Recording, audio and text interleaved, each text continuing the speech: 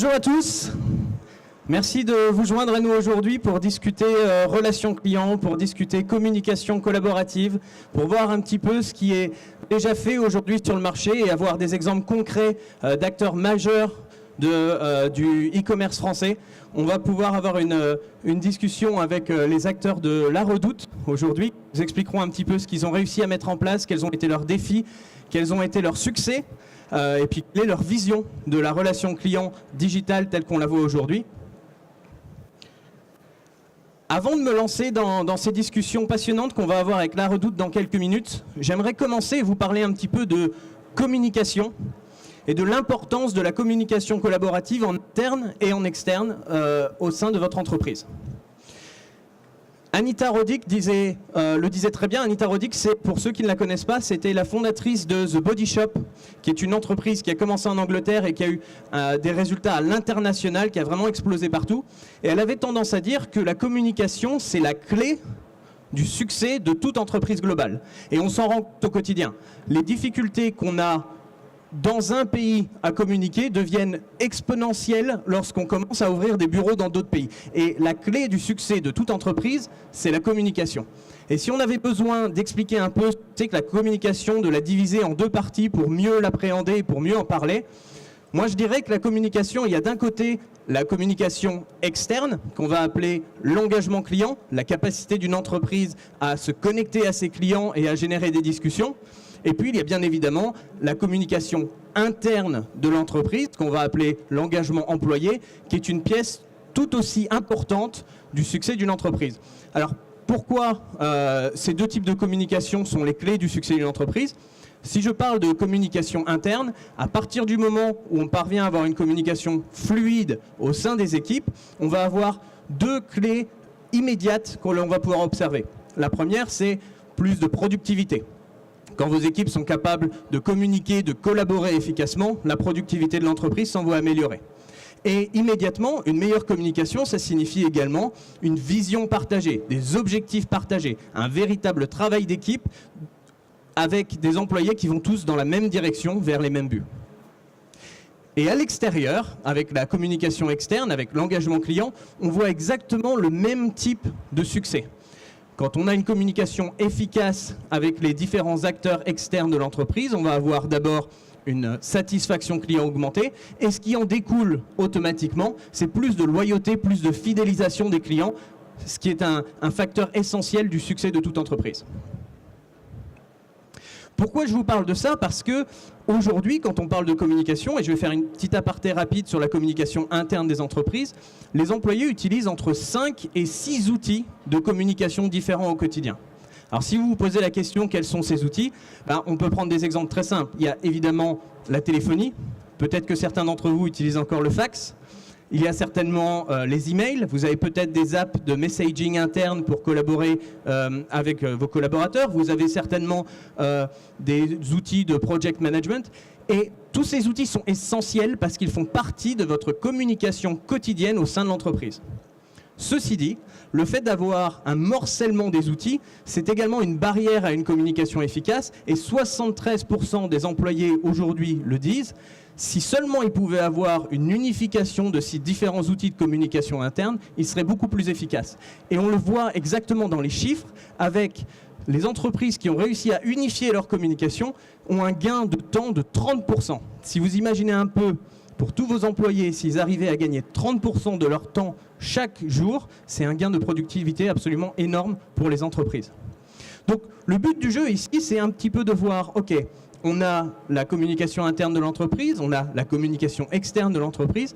Comment est-ce qu'on va faire en sorte de joindre ces deux mondes de manière à avoir une communication fluide et sans couture en externe et en interne de manière à fermer la boucle et pouvoir améliorer ces différents KPI et avoir une relation employé, une relation client qui s'en voit améliorer. J'aimerais prendre une minute pour vous expliquer un petit peu pourquoi c'est justement la vision de RingCentral. RingCentral, c'est une entreprise qui a la vision de créer une véritable communication collaborative au sein des entreprises, à la fois en interne, avec des outils que l'on va appeler des outils de UCaaS, et en externe, la partie sur laquelle on se concentrera aujourd'hui, avec des outils qu'on va nommer outils de CCaaS, qui permettent de d'amener un maximum de monde à collaborer, à partager leurs idées, à travailler efficacement et à véritablement travailler en équipe pour une satisfaction employée et une satisfaction client améliorée. Donc RingCentral a un portfolio qui se déploie sur ces deux axes séparés, en commençant avec son outil le plus ancien qui est le Cloud PBX, la capacité non plus d'avoir des lignes fixes qui ne permettent pas de bouger, mais de passer sur des outils cloud qui fonctionnent sur n'importe quel device, qui fonctionnent dans n'importe quel pays et qui permettent de passer outre les barrières du quotidien pour améliorer la communication. Et ce qui est intéressant, c'est que cette vision globale et unifiée dont je vous parle, elle se répercute sur les autres produits du portfolio de manière à pouvoir avoir une véritable unification et pouvoir commencer une communication par téléphone, puis la continuer sur une app de team messaging par exemple, sur laquelle on va pouvoir également soit avoir une conversation one-on-one ou une conversation à plusieurs, partager des fichiers, partager des tâches, partager des projets et pourquoi pas repasser sur un call ou alors repasser sur une vidéoconférence, collaborer, avoir un meeting avec des personnes à l'autre bout du monde de manière à véritablement collaborer avec ses équipiers et avoir une communication fluide et sans couture encore une fois. Mais ça ne représente que la partie interne à l'entreprise. Donc RingCentral s'est dit qu'il fallait également pouvoir avoir la partie externe qui allait permettre d'avoir cette communication fluide à travers tout le périmètre. Et c'est pour ça qu'on a également des outils de contact center, orientés voix, qui permettent, parce que la voix aujourd'hui et en particulier en France, ça reste une pièce majeure de la relation client telle que nous la connaissons, parce que la voix permet d'avoir une émotion, une empathie que les canaux écrits ne permettent pas forcément toujours. Donc toute cette partie contact center, toute cette partie voix qui permet encore une communication fluide en interne vers l'externe. Et enfin, la dernière pièce du puzzle, une entreprise que vous aviez pu voir l'année dernière qui s'appelait encore Dimelo sur le salon stratégie client et qui a été rachetée par RingCentral fin 2018 et qui est désormais la brique digitale du portfolio de RingCentral qui s'appelle RingCentral Engage Digital justement et qui permet de fermer une fois pour toutes cette boucle et d'avoir non seulement la voix mais tous les canaux digitaux existants pour pouvoir communiquer avec ses clients sur les canaux qu'ils préfèrent.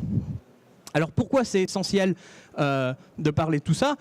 Je vais passer très rapidement sur la partie UCaaS parce que c'est pas le sujet de stratégie client. RingCentral est un acteur majeur depuis de nombreuses années, reconnu par Gartner comme un leader. Mais sur la partie CCaaS, donc la partie relation client qui nous intéresse aujourd'hui, pourquoi c'est essentiel ? Parce que aujourd'hui, la fidélisation, la loyauté de vos clients passe par votre capacité à les satisfaire et à leur offrir une expérience positive. Dans 70% des cas, les consommateurs disent qu'ils sont enclins à changer d'entreprise s'ils ne sont pas satisfaits par l'expérience qu'ils ont avec telle ou telle entreprise. Et quand on commence à rentrer dans les détails, on se rend compte que la personnalisation de cette expérience client est d'autant plus importante. Pour être exact, les nouvelles générations que l'on va appeler les millennials jusqu'aux générations Z, on a tendance à dire qu'ils sont moins loyaux aux entreprises pour lesquelles ils travaillent, mais en fait ça va au-delà de ça. Ce n'est pas un problème de loyauté, c'est un problème d'attentes qui sont beaucoup plus élevées que ce qu'on a pu avoir nous par le passé. En moyenne, les personnes des générations Z aux générations millennials changent d'entreprise 5 fois par an, changent de marque, d'entreprise, de marque avec lesquelles ils travaillent jusqu'à 5 fois par an, suite à une relation client qui n'était pas satisfaisante pour eux. On se rend compte avec ces nouveaux chiffres que ces nouvelles générations qui représentent une partie importante aujourd'hui et qui sera encore plus large demain de notre portefeuille client, il va falloir réussir à les satisfaire si on souhaite pouvoir les garder comme clients. Mais on se rend compte qu'il y a des choses assez évidentes que nous, en tant que marque, ne faisons peut-être pas au quotidien. Et vu qu'on est tous consommateurs dans cette salle, vous allez peut-être pouvoir confirmer ce que je vais essayer de vous dire ici, c'est que quand vous appelez un centre de contact et qu'on vous demande de vous identifier pour la 26e fois, ça crée de la frustration. Quand vous avez une discussion avec un centre de contact, qu'on vous demande d'expliquer votre problème, qu'on vous transfère à un autre agent qui redemande d'expliquer le problème, et ainsi de suite, ça crée de la frustration. Dans 88% des cas, les consommateurs se disent frustrés de devoir expliquer encore et encore quels sont leurs problèmes. Et ça a un impact direct, comme je le disais précédemment, si ça crée de la frustration, ça crée une expérience client négative et par conséquent, ça crée un risque d'avoir un client qui s'en va pour la concurrence. Donc je vous ai parlé du téléphone et je reviens sur ce que je disais, le téléphone reste une pièce essentielle de la relation client aujourd'hui, en particulier en France. Malheureusement, le téléphone n'est simplement plus suffisant aujourd'hui. Et on s'en rend compte au quotidien. 56% des consommateurs disent qu'ils préféreraient utiliser des canaux de messaging plutôt que, le canal voix habituel. Et il y a une véritable raison à ça. Si vous y réfléchissez, utiliser le téléphone, ça signifie, que peut-être que vous allez payer pour la communication, ce qui existe encore beaucoup dans beaucoup d'entreprises. 2, que vous allez certainement devoir vous battre avec un SVI. 3, que vous allez certainement rester longtemps au téléphone si quelqu'un daigne décrocher à un moment. Mais ça signifie, et c'est peut-être la pièce la plus importante du puzzle, ça signifie que vous devez être disponible pour donner 100% de votre concentration à la discussion téléphonique. De l'autre côté, les apps de messaging vous offrent la flexibilité de contrôler votre agenda. Ce que ça signifie, c'est que si je décide de communiquer avec une entreprise lambda, je vais pouvoir, sur un canal de messaging, envoyer le message au moment qui est opportun pour moi. Peu importe les horaires de bureau, peu importe les horaires de travail, je peux envoyer mon message à 3 heures du matin. Et je lirai la réponse de l'entreprise quand ce sera pratique pour moi à nouveau. Donc on redonne avec ces canaux de messaging le contrôle au client, le contrôle au consommateur, ce qui explique pourquoi il y a un tel engouement pour les canaux de messaging aujourd'hui et pourquoi il y a tant de clients qui demandent à pouvoir communiquer avec les marques sur ces différents canaux. Et on se rend compte de ça, non pas seulement sur les nouvelles générations, mais véritablement à travers les différentes strates de génération. Alors évidemment, les millennials qui sont nés dans le monde du digital, qui ont grandi avec les canaux de messaging, avec le social et avec tous ces canaux digitaux, toutes ces nouvelles générations qui commencent à avoir des boutons quand on leur demande de passer un coup de téléphone à un prospect ou d'appeler leur grand-mère par téléphone, évidemment, ceux-là vont préférer les canaux digitaux. Mais même sur d'autres générations plus traditionnelles, on voit un véritable engouement pour les canaux digitaux. Et la raison à ça, encore une fois, c'est le fait qu'on utilise ces canaux déjà au quotidien dans nos vies personnelles. Et par conséquent, on s'attend à pouvoir utiliser les mêmes canaux lorsqu'il s'agit de communiquer avec des marques. Je vous propose un petit exercice. Essayez de réfléchir à la dernière fois que vous avez eu une conversation téléphonique avec quelqu'un. Et la question que je vais vous poser, c'est, avant cet appel, est-ce que vous ou votre interlocuteur n'aurait pas envoyé un message en disant « est-ce que c'est le bon moment pour discuter ?» Et on se rend compte avec ça que même quand on passe du temps au téléphone, on a tendance à utiliser du messaging en amont parce qu'il y a le côté pratique qu'on ne va pas forcément avoir ailleurs. 72% des consommateurs aujourd'hui s'attendent à utiliser le canal de leur choix. Alors le canal de leur choix, c'est peut-être la téléphonie, peut-être que c'est de l'email, peut-être que c'est du live chat, peut-être que c'est du messaging ou du social. Mais ce qui est important, c'est que dans 72% des cas, vos consommateurs vont être déçus si lorsqu'ils essaient de rentrer en communication avec votre entreprise, ils ne sont pas capables d'utiliser le canal de leur choix. Et encore une fois, mauvais départ pour une expérience client et par conséquent un fort risque de voir le client partir à la concurrence.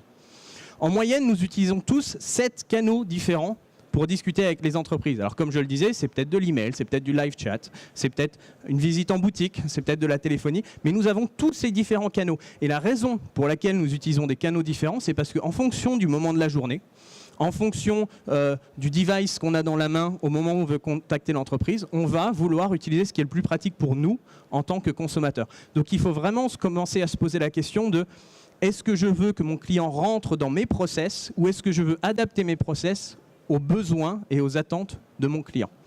Et ce qui est particulièrement intéressant ici, c'est que 80% des adultes aujourd'hui utilisent des apps de messaging. Alors j'ai utilisé le mot messaging beaucoup de fois, donc je vais l'expliquer un petit peu. Messaging, ça va être WhatsApp, ça va être Facebook Messenger, ça va être iMessage si vous êtes des utilisateurs Apple. Tous ces différents canaux, 80% des adultes aujourd'hui les utilisent au moins une fois par jour. Si on parle des adolescents, on parle de 91% de la population qui utilise ces canaux au quotidien. Et la seule question qu'il faut se poser, c'est si mes clients, 80% de mes clients utilisent des apps de messaging au quotidien, est-ce que je peux me permettre, en tant que marque, de ne pas être disponible pour mes clients sur leurs canaux favoris ? Ça a également un impact sur le NPS. Alors le NPS, c'est le Net Promoter Score, c'est la probabilité qu'un client fasse la promotion naturelle et organique de votre marque auprès de ses amis, de sa famille, de ses collègues, de ses pairs. Ce graphe que je vous montre ici a été présenté l'année dernière sur ce salon par l'entreprise Téléperformance qui a fait une étude de clients sur plus de 13 pays à travers le monde. Et ce qui en est ressorti, c'est que plus il y a de canaux disponibles pour contacter une marque, plus cette marque aura une moyenne de NPS élevée. Et ça s'explique assez facilement en fait.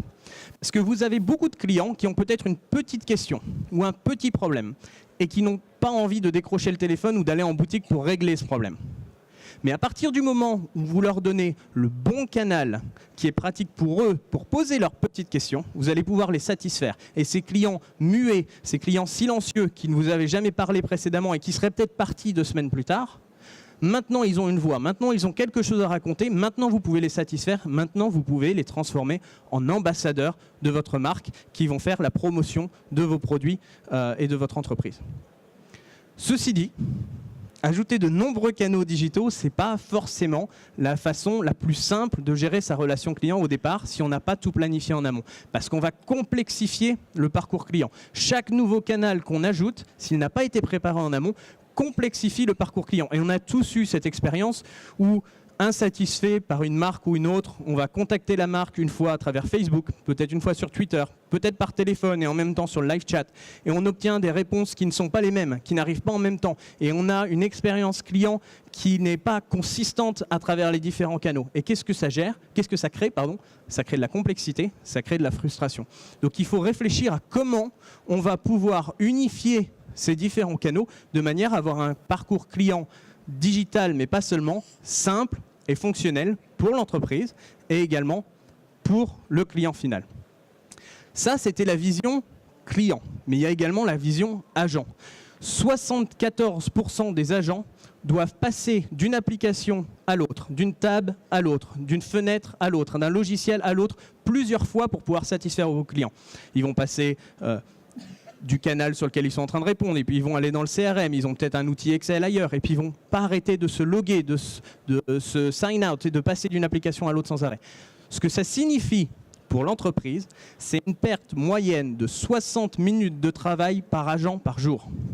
Quand on sait que le coût principal d'un centre de contact, c'est le coût humain des employés, on se rend compte qu'une perte de 60 minutes par jour, c'est un chiffre énorme que l'entreprise perd quotidiennement. Donc comment est-ce qu'on remédie à ça et comment est-ce qu'on arrive à récupérer tous les canaux et à offrir une relation client constante, équivalente à travers les canaux, tout en ayant une gestion plus pratique de son centre de contact? C'est à travers une plateforme omnidigitale de gestion de la relation client.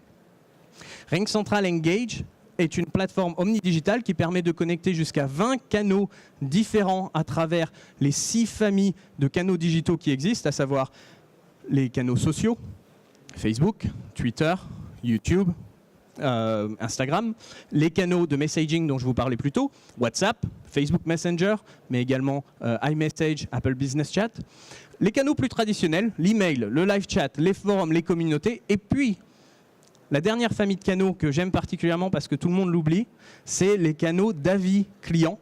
Ces avis clients que les gens, vous savez, ces commentaires que les gens vont laisser sur votre Google Maps ou sur le Google Play Store, où ils vont mettre des avis et qu'on a tendance à oublier parce qu'ils sont particulièrement complexes à récupérer et à répondre. La plateforme RingCentral Engage Digital va permettre d'agréger tous ces messages à travers tous ces différents canaux et d'unifier la gestion des messages pour tous les canaux et de les dispatcher automatiquement sur les agents qui ont les bonnes compétences pour y répondre, de manière à devenir channel agnostique au niveau des canaux, et de se concentrer sur le message plutôt que sur sa provenance. Alors je vais être très bref là-dessus, qu'est-ce que c'est que cette plateforme omnidigitale dont je vous parle? C'est plus de 20 canaux digitaux sur 6 familles, c'est l'utilisation d'intelligence artificielle ainsi que de machine learning pour avoir un routing automatique et efficace des messages au bon agent qui a la bonne disponibilité, les bonnes compétences et qui parle la bonne langue, de manière, encore une fois, à avoir une communication globale. C'est également une plateforme ouverte qui va permettre de s'insérer au sein d'un contact center et de son écosystème, se connecter au CRM, se connecter au BI, se connecter au BPM, se connecter à tous les différents chatbots que vous pouvez avoir, de manière à avoir une information fluide qui passe efficacement d'un canal à l'autre et à éviter ces 74% de fois où votre agent doit passer d'un outil à l'autre. Mais c'est également une solution globale qui reconnaît automatiquement 72 langues officielles et non officielles à travers le monde. Et bien sûr, c'est Une solution basée sur le cloud, ce qui signifie que c'est une solution qui va vous permettre facilement de gérer vos canaux au quotidien, d'en rajouter de nouveaux, d'avoir des statistiques live et des reportings efficaces et de contrôler votre activité de contact center.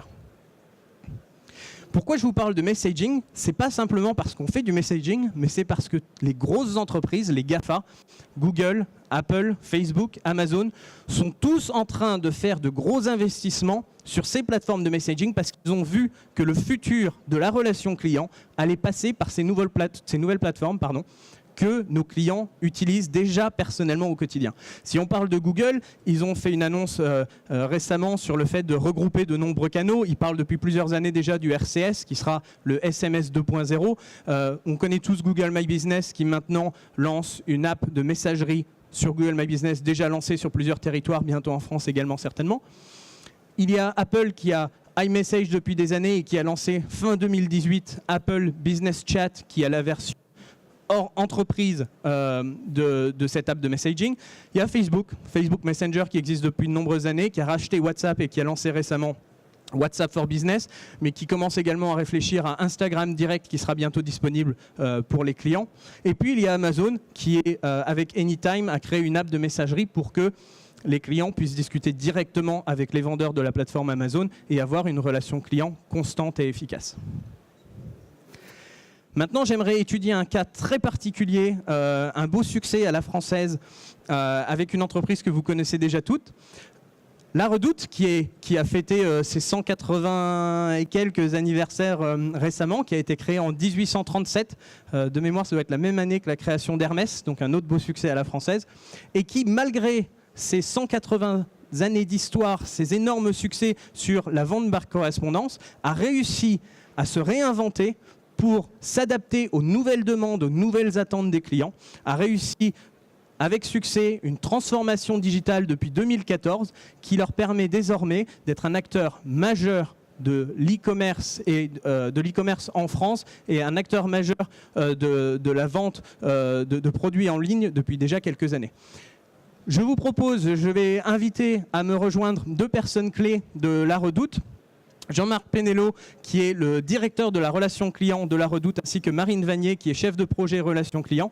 Et juste avant, pendant qu'ils me rejoignent sur scène, je vous propose de découvrir une très brève vidéo de La Redoute de présentation de leur entreprise.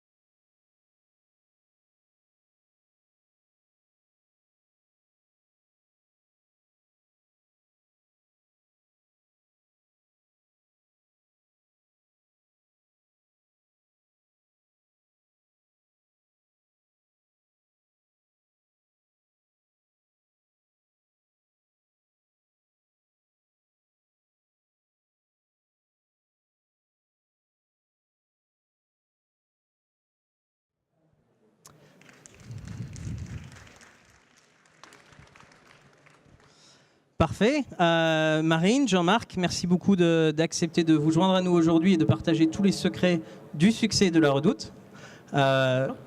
Bonjour. Bonjour. Jean-Marc, je te propose qu'on commence avec toi. Donc on a déjà eu une vision assez globale à travers cette vidéo de ce qu'est la Redoute et puis des beaux succès que vous avez eus l'année passée. Peut-être que tu peux nous réexpliquer un petit peu, nous parler un petit peu de l'histoire de la Redoute, de la transformation digitale et puis surtout de l'importance de la relation client dans tout ça. Alors la Redoute, moi je suis très fier effectivement d'être parmi vous aujourd'hui parce que vous l'avez vu, la Redoute il y a 5 ans, quand ça a été racheté par Nathalie Bala et Eric Courteil, nos 2 coprésidents, je peux vous assurer que ce n'était pas la même image qu'on peut avoir aujourd'hui. On était sur une entreprise qui avait très mal vieilli, qui était vraiment en retard sur les technologies et qui a pris beaucoup de retard par rapport à ses petits concurrents qui, eux, en ont pris beaucoup. Donc un gros travail de remise à plat et une vraie aventure humaine, puisque là, en 5 ans, il a fallu tout changer. Quand je dis tout, c'est tout. C'est effectivement un gros plan social, donc avec une grosse difficulté, une aventure humaine pas facile. Il a fallu changer les SI, il a fallu changer le modèle économique pour passer d'un modèle de vente à distance qu'on avait inventé à un nouveau modèle complètement digital, tout en conservant, et là c'était important parce qu'on ne voulait pas faire une transition trop forte avec nos clientes fidèles qui étaient là depuis des années, qui aimaient le catalogue, nos beaux catalogues qui ont fait le succès de la Redoute pendant ces nombreuses années. Donc il fallait quand même les garder, ces clientes fidèles, tout en redonnant une dynamique à la marque et à s'adressant à des populations, des digital moms, comme on les appelle, avec les enfants, la famille, et pouvoir leur proposer sur le site tous les produits qui pouvaient le faire rêver, aussi bien les meubles comme à MPM. Pour ceux qui connaissent les nouvelles collections à MPM, je vous invite à aller voir, les nouveaux magasins sont superbes. La Redoute intérieure, une nouvelle collection aussi prête à porter qu'il a fallu réinventer, et aussi création d'une marketplace qui, pour nos anciens clientes, c'est pas facile, la marketplace, encore aujourd'hui, de pouvoir l'expliquer à certaines clientes. J'achète à la Redoute, mais c'est chez un vendeur que vous avez acheté, donc le concept n'est pas si simple, et en relation client non plus, puisque pour un client qui a acheté à la Redoute, il a acheté à la Redoute, même si c'est un vendeur. Donc toutes ces interactions à modifier, et aussi la relation client, et ça c'est important. Quand moi j'ai rejoint la Redoute maintenant il y a presque 5 ans, les 2 dirigeants m'ont dit, nous la relation client, ça fait partie de l'ADN, ça fait partie de nos valeurs, et ça fait partie des piliers de la réussite de demain. Et là, j'ai eu la chance d'avoir les moyens et de pouvoir m'entourer d'une belle équipe aujourd'hui qui nous a permis cette transformation et de pouvoir justement adresser nos clients sur tous les médias, puisque là aussi, c'était important de s'adresser aussi bien sur nos clientes fidèles qui ne sont pas forcément toutes connectées, bien qu'il y ait aussi des mamies extrêmement connectées, donc il ne faut pas se fier non plus aux apparences. Et puis pouvoir adresser sur les réseaux digitaux nos nouvelles clientes en ayant une stratégie complètement digitale, puisqu'aujourd'hui on est mobile first. On a déjà 60% de nos ventes qui se font par le mobile, donc c'est énorme. Nos clientes aujourd'hui, ils vont presque plus sur le desktop ou pour vraiment valider leur panier, ils sont toutes hyper connectés. Donc voilà un peu un tour d'horizon. Donc n'hésitez pas si vous avez des questions aussi peut-être en fin de présentation. Mais en tout cas, une vraie réussite de la Redoute, une vraie aventure humaine, mais pas facile parce qu'en 5 ans, tout faire en même temps, je peux vous assurer que c'est extrêmement sport.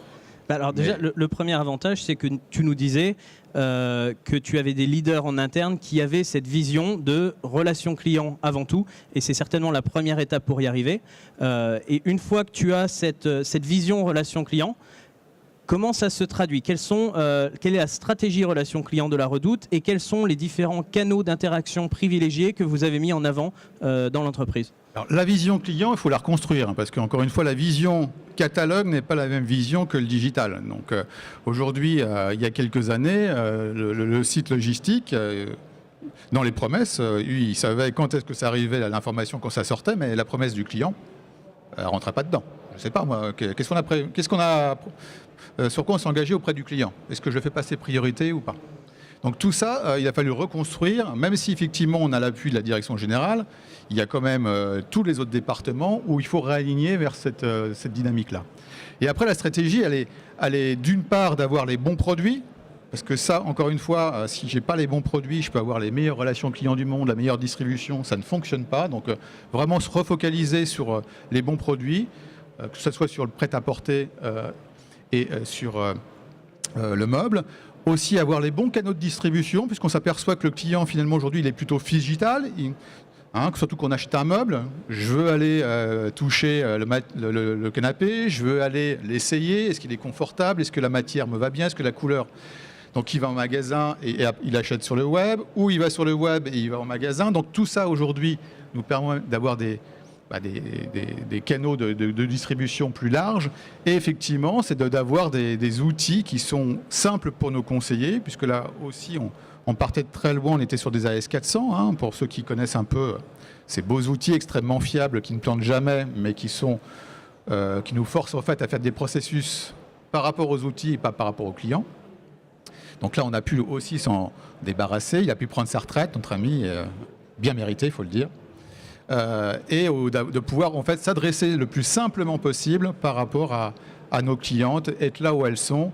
Et ça marche très très bien. On en parlera avec Marine, puisqu'on a développé, le dernier média qu'on a développé, c'est Apple Business Chat, qu'on a vraiment mis sur notre application mobile et qui renforce aussi le service qu'on peut avoir sur cette application et qui marche très très très bien. Donc vraiment, c'est d'être tourné client, aussi bien sur nos conseillers, produits, et d'être là où nos clients sont, au bon moment. Alors c'est bien que tu parles d'Apple Business Chat parce que La Redoute fait partie des toutes premières entreprises françaises à adopter ce nouveau canal de messagerie pour pouvoir communiquer et engager ses clients.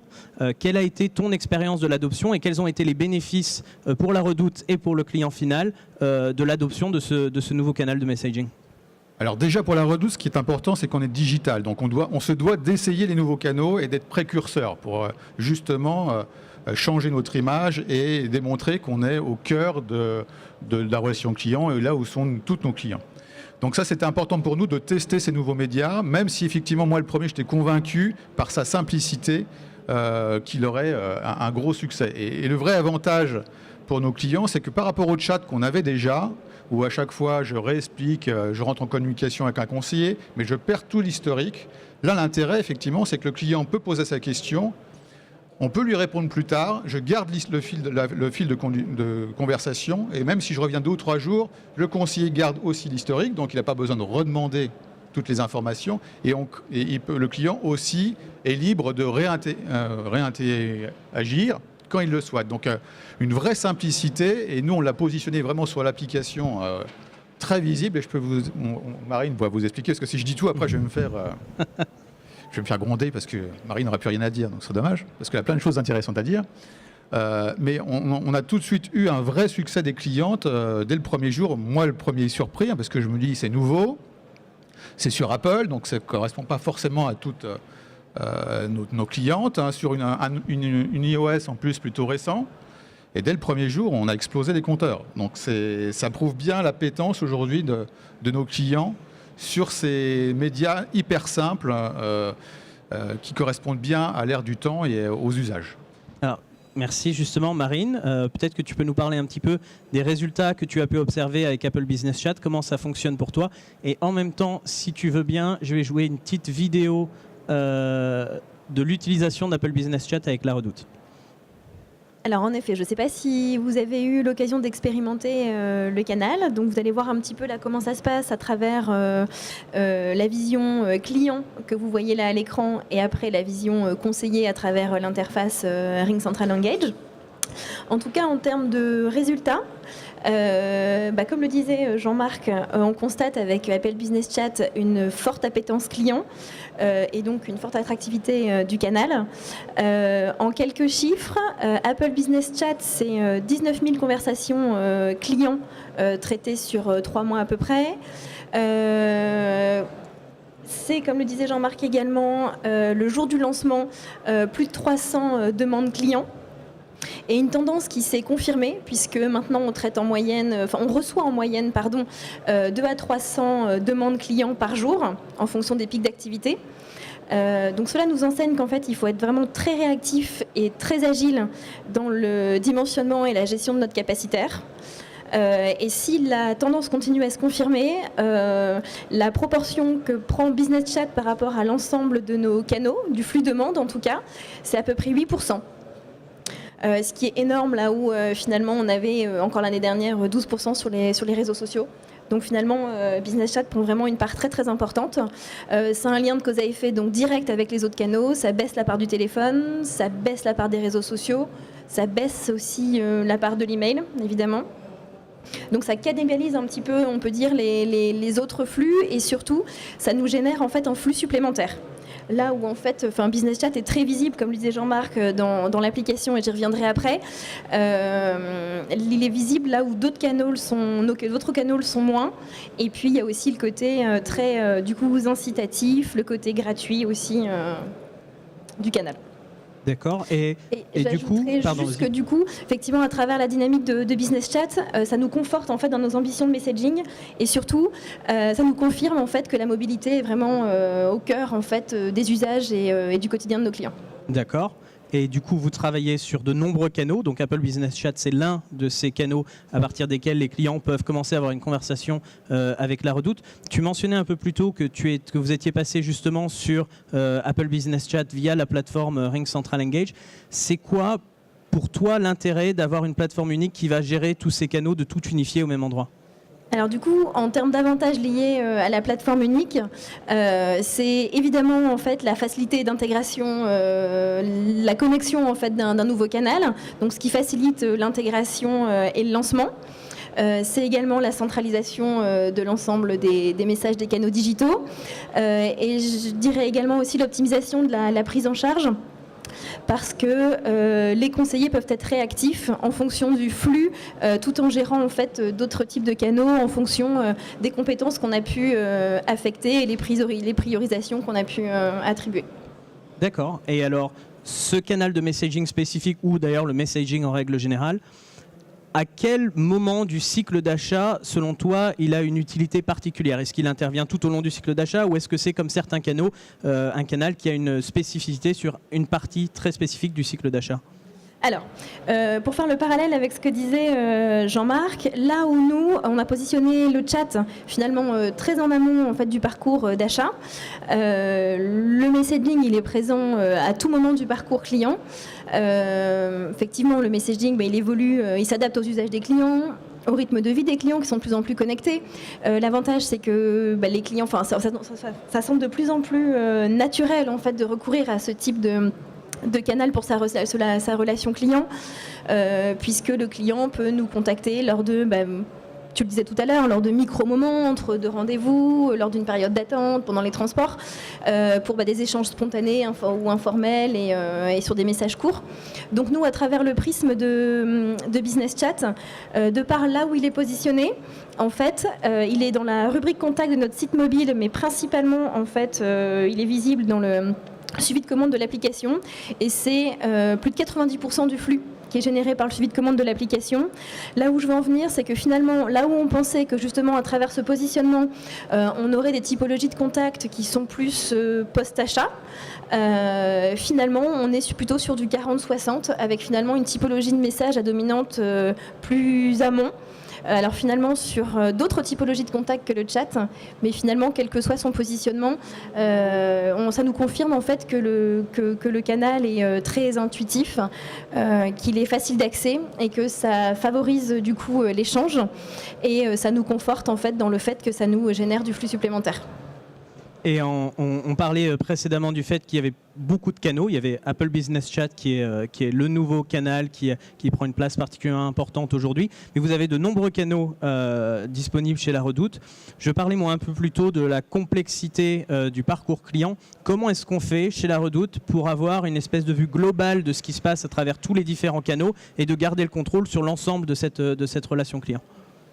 Alors évidemment, on capitalise sur notre CRM pour avoir une vision 360 de nos clients, quel que soit le canal, et puis faciliter l'accès à l'information pour nos conseillers, puisque dans le CRM, ils vont retrouver les informations sur les commandes, la livraison, les demandes qui peuvent être rattachées aux commandes, les actions menées, etc. Donc en fait, les conseillers disposent en fait d'une vision unifiée à travers le CRM, à travers les infos qui sont remontées, également les web services. Pour faire aussi le parallèle avec RingCentral Engage, on a l'ambition effectivement à terme de l'intégrer à notre CRM. C'est en cours d'étude pour l'instant, mais c'est prévu et pour cette année. Donc l'idée, c'est quand même d'avoir un point d'entrée unique pour la gestion de toutes nos demandes clients. Et pour éviter, encore une fois, de passer d'une application à l'autre et de gagner du temps. De simplifier la prise en charge pour les conseillers. Et alors, en règle générale, l'impact, si on devait parler de l'impact de l'utilisation d'une plateforme omnidigitale unique pour unifier l'utilisation de tous ces différents canaux, c'est quoi l'impact pour la Redoute aujourd'hui ? Alors, nous, c'est évidemment un seul outil là où on en avait plusieurs. Donc, une mutualisation des outils, évidemment une rationalisation des coûts, mais de manière opérationnelle, c'est le fait de centraliser l'ensemble des flux digitaux, c'est de pouvoir partager cet outil avec d'autres entités. Et également de faire un dispatch en fonction des typologies de contacts. On le fait notamment, nous, avec la communication et en l'occurrence les community managers qui n'avaient précédemment pas d'outils. Donc on partage cet outil, on fait un dispatch des demandes en fonction s'il s'agit d'une demande de relation client ou plus liée au community management.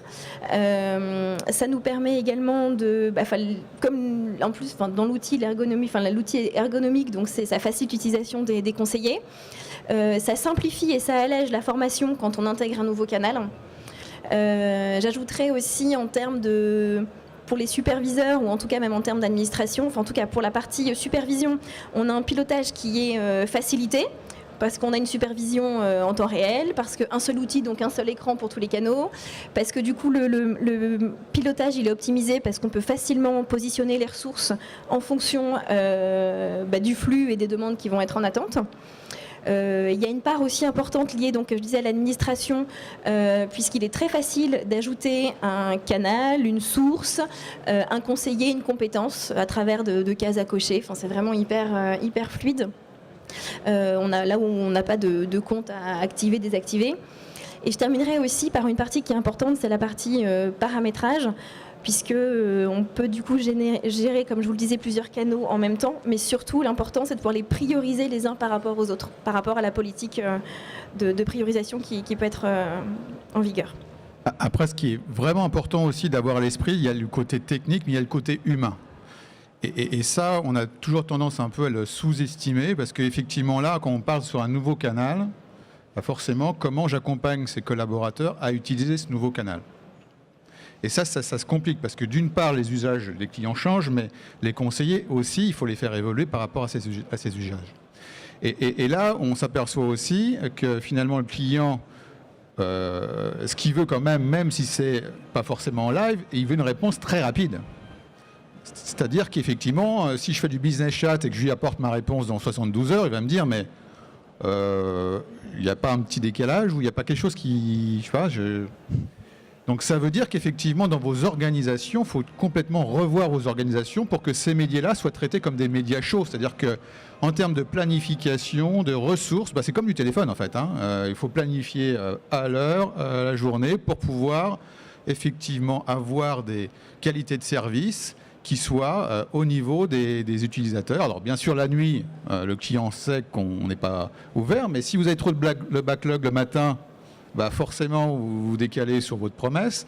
Donc tout ça, c'est vraiment de l'information à bien intégrer, et aussi vous dire qu'un conseiller aujourd'hui qui traite des réseaux sociaux, c'est pas le même qui traite du téléphone. Parce que là encore, les écrits restent, les backbuzz peuvent vraiment partir très très vite, et un copier-coller ou sur les réseaux sociaux de la discussion peut aussi avoir des effets extrêmement intéressants sur votre marque. Donc là aussi, il y a le côté technique, mais encore une fois, pour moi, l'humain reste au cœur du dispositif. Si j'ai une très belle voiture mais que je ne sais pas la conduire, on va pas très loin. Je vais dans le mur au premier virage. Voilà. Très bon point. Et du coup, vous mentionniez ça tous les deux précédemment. Je crois que c'est toi, Marine, qui disais que vous aviez déjà des projets d'intégration CRM.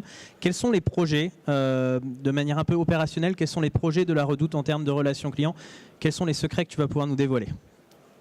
Alors pour rebondir sur ce que disait Jean-Marc et ce que je disais en introduction, déjà en termes de prise en charge, c'est pouvoir surtout être un peu plus proactif dans la gestion des demandes, réduire le nombre d'échanges et surtout en termes d'impact organisationnel, c'est effectivement mieux gérer l'organisation interne pour traiter le plus possible en flux chaud, puisque c'est vraiment l'objectif sur ce type de canal.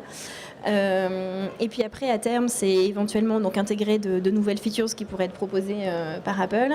Mais si je raisonne par rapport à la solution en tant que telle, on prévoit aussi de tester un chatbot sur Apple Business Chat. Et plus généralement en termes de messaging, on commence du coup à se projeter sur WhatsApp, pourquoi pas, et voire même après tu parlais d'avis client tout à l'heure, c'est également une question qu'on se pose pour intégrer à l'outil. Pour gérer les différents avis clients qui sont postés sur le net et mieux contrôler. Pour les garder en visibilité, pour être avertis. Et puis, comme disait Jean-Marc, c'est avoir toujours une seule interface, faciliter la prise en charge des conseillers donc, à travers l'outil. Et un point extrêmement important aussi, c'est la data. On n'en a pas encore parlé, mais si vous n'avez pas les bonnes data, vous ne faites rien. Et aujourd'hui, ce qui paraît simple pour un client, où est mon colis? Je peux vous assurer que derrière, ce n'est pas si simple que ça de lui donner la bonne information en live. Donc c'est aussi un gros travail de la data, parce que quand on a une data qui est fiabilisée, qui est sécurisée, forcément c'est extrêmement simple de la pousser sur une application, sur un chatbot. Mais dès lors que vos data ne sont pas unifiées, ne sont pas structurées, que vous n'arrivez pas à avoir une vision globale, je peux vous assurer que ce n'est pas si simple que ça de communiquer simplement avec nos clients. Donc là aussi, on a des gros projets, nous, qu'on a bien avancé. C'est effectivement avoir une BI unique de toute l'entreprise où la relation client a accès et qui nous permet de croiser un peu toutes ces datas pour pouvoir là aussi, que ce soit avec la logistique, que ce soit avec le marketing, que ce soit avec la DAF, que ce soit avec le scoring, pouvoir avoir une vision simple pour le conseiller qui génère des process adaptés, qui nous permettent aussi d'appeler le client avant qu'il nous contacte ou le contacter aussi demain par du messaging, parce que là aussi on parlait de réception, mais demain peut-être qu'on pourra aussi contacter nos clients via ces médias-là, pour que là aussi il ait l'effet un peu waouh. Ils m'appellent avant que je les appelle, où je suis informé. Et aujourd'hui, ce qu'on nous reproche encore trop souvent dans toutes les relations clients, c'est effectivement de ne pas informer suffisamment le client en amont de ce qui se passe. C'est que ce soit lui qui soit obligé de nous contacter. Donc là aussi, un gros travail de data, d'analyse, pour pouvoir mettre des marqueurs et se dire, à partir de ce marqueur-là, il faut que j'appelle mon client parce qu'il y a un risque. Donc de gros projets data qui sont encore une fois le cœur de la réussite de la Redoute sur tous les domaines. Alors c'est bien que tu parles de l'effet waouh, parce que je le disais en préambule, la Redoute c'est un énorme succès et c'est un acteur majeur de son marché. Ceci dit, il faut toujours continuer à se réinventer et à s'adapter aux nouvelles attentes des clients qui n'arrêtent pas d'évoluer. Est-ce que tu peux partager un petit peu avec nous, au-delà de l'aspect BI, quelle est ta vision de la relation client de demain avec la Redoute? La relation client, elle est hyper simple en fait. Le parcours, l'expérience, elle doit être la plus simple possible. C'est-à-dire que ou c'est une question assez simple et je peux me connecter, avoir un chatbot qui m'informe l'information, ou la demande est compliquée et je ne peux pas l'exprimer facilement. Et là, je suis proactif par rapport à mon client avant qu'il m'appelle. Donc ça, c'est la vraie stratégie, elle est là-dessus. Après, effectivement, c'est lui pour proposer des parcours digitaux, mais digitaux, qui soient aussi bien en magasin, parce que là aussi on n'en a pas parlé, mais ça veut dire que cette relation client, il faut l'unifier aussi avec les points de vente pour que le client qui arrive en point de vente soit bien pris en charge aussi comme il peut l'être sur les autres médias. Quelles données on donne aux vendeurs, jusqu'où ils vont entendre relation client, parce que leur job c'est de faire de la vente, c'est pas de faire de la relation client. Donc tout ça, c'est des choses qu'il faut travailler avec eux. On a aussi le B2B qui est en gros qui part très fort, puisqu'on travaille en collaboration avec des architectes, des hôtels, on équipe. Donc voilà, la stratégie, c'est en fait de faire simple pour nos clients, faire simple pour nos conseillers et d'être toujours là où on doit être avant les autres. C'est pour ça qu'effectivement, on est toujours très appétent de tester de nouveaux canaux, de nouvelles façons de voir nos clients et surtout de créer cette proximité, de la garder, cette confiance qu'elle a Redoute depuis 180 ans avec ses clients. Et ce qui fait aussi la différence avec nos concurrents, c'est qu'on doit être là pour les accompagner. On ne doit pas se cacher derrière X pages web pour trouver le numéro de client ou la façon de contacter. On voit qu'effectivement, Business Chat génère plus de contacts, mais finalement, j'ai un besoin derrière. Et le vrai besoin pour moi, c'est de se dire demain, c'est de passer mon service client d'un poste de coût à un poste de profit en disant voilà, grâce à un client qui est passé par la relation client, on génère plus de chiffre d'affaires qu'un client qui n'est pas passé. Je peux vous dire que le jour où on a réussi à faire ça, on a tout changé. Donc voilà, le gros projet, mon projet, c'est celui-ci, c'est de rendre la relation client autonome financièrement et de contribuer significativement et de plus en plus au business en lui apportant un service, un parcours qui fait que le client, finalement, on a tous eu des expériences avec des marques. Et c'est quand on a une bonne expérience que là, on y reste, parce qu'on se dit finalement, c'est dans la difficulté qu'on voit vraiment si on a des bons amis, mais si on a aussi des bons services clients. Alors, merci de ton partage, Jean-Marc. Je vais juste regarder, on m'a confié une tablette, voir s'il y a eu des questions de l'audience auxquelles on pourrait répondre. Il nous reste 2-3 minutes. Alors, il y en a une. Je ne sais pas si ça va passer. Est-ce qu'elle fonctionne ou pas? On demandait le temps de déploiement. À mon avis, ça va apparaître. Le temps de déploiement, je ne sais pas pour qui est la question. Marine, plutôt. Combien de temps il a fallu pour pouvoir déployer cette solution et quelle a été la facilité ou la complexité d'adopter une nouvelle solution pour pouvoir gérer vos demandes clients sur de nouveaux canaux?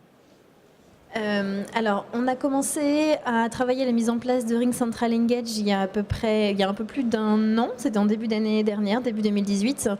Et ça a été en fait assez rapide puisqu'on a déployé la solution en moins d'1 mois à peu près.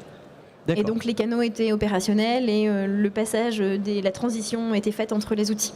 Donc en mode task force certes, mais en tout cas en moins d'1 mois on a pu déployer la solution.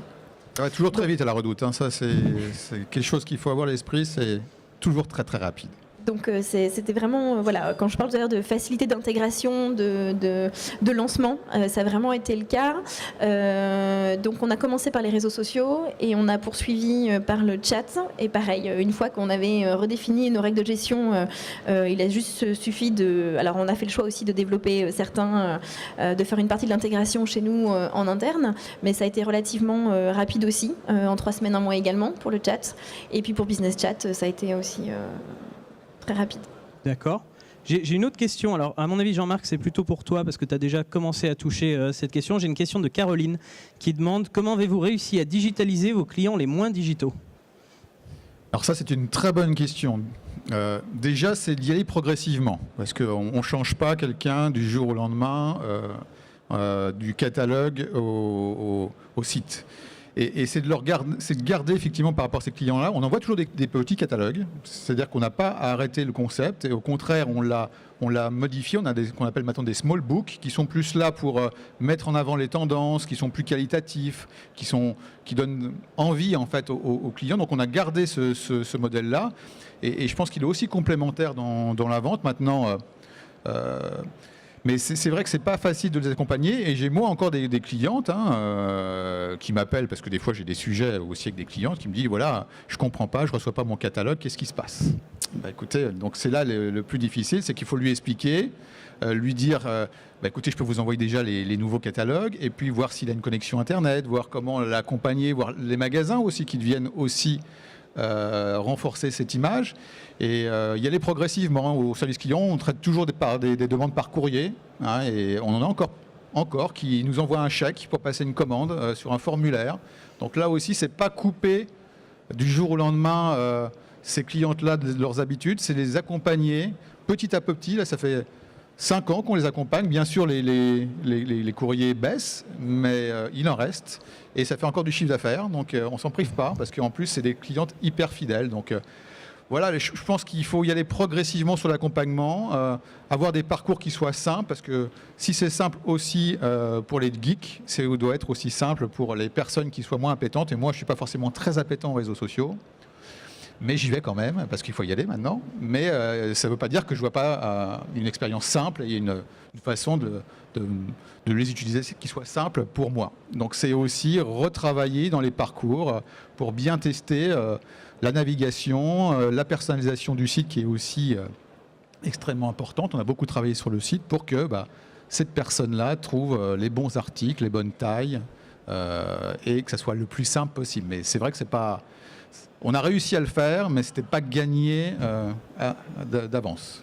Alors, je ne sais pas si j'ai répondu complètement à la question, mais en tout cas, on y a réussi et ce n'est pas simple.